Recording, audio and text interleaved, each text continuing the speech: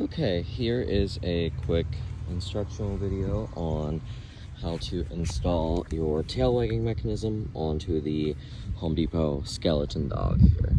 So you'll need the mechanism itself, the pack of screws it comes with, the cable it comes with, a 5/32 hex key or Allen wrench, a Phillips head screwdriver, a Sharpie or a pen, and you'll need a drill with a 1/8 inch drill bit. So, as assembled, the tail attaches like this. The first thing you're going to do is remove this screw in here, which I've already done, and just remove your tail and set it off to the side for now.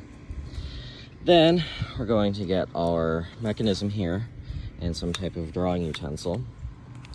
And you'll see on the back of here, there's this bump out piece that lines up with the hole here. So, we want to make sure that this piece with the screw sticking out and the wires sticking out towards the top. Not like this, but like this. So, if we maneuver it in here and line it up with this going into the hole, that will line us up. And then you're going to take your writing utensil and mark these two holes over here and these two holes over here. Once they're marked, you can remove this and drill out the holes, which I've already done. I'm using a 1/8 inch drill bit to drill these out, all 4 of them, like that. Once these are drilled out, you can take this, line it up again, and then put in the 4 screws that come with the mechanism. I recommend only using a Phillips head screwdriver, not a drill or an electric screwdriver, as this is reinforced, but still could crack fairly easily if you over tighten. Once again, when you're tightening these down, because of that being probably the most vulnerable part of this whole thing, you want to tighten them just until they're tight enough to hold this in place. Don't over tighten, or else it'll cause little cracks in the corners and potentially weaken it over time. So I'm going to go ahead and screw this in now. Okay, so once we have this installed and screwed in, we're going to find our cable here. The yellow end is going to plug into the adapter port on the dog itself. The green end is going to plug into this adapter here. If I can do this one-handed anyways. And then we're going to grab our power cord that comes with a Skelly dog and plug it into this end of the cable.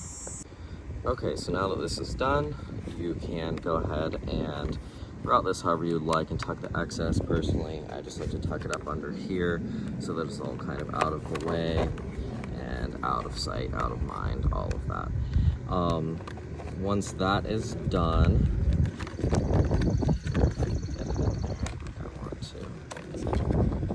just like that. Then we just have the cord coming out of the back like that. Then we can grab our tail and install it into here. It simply just goes into the end here. So if you want it to be facing downward, you can install it that way. Otherwise, you can install it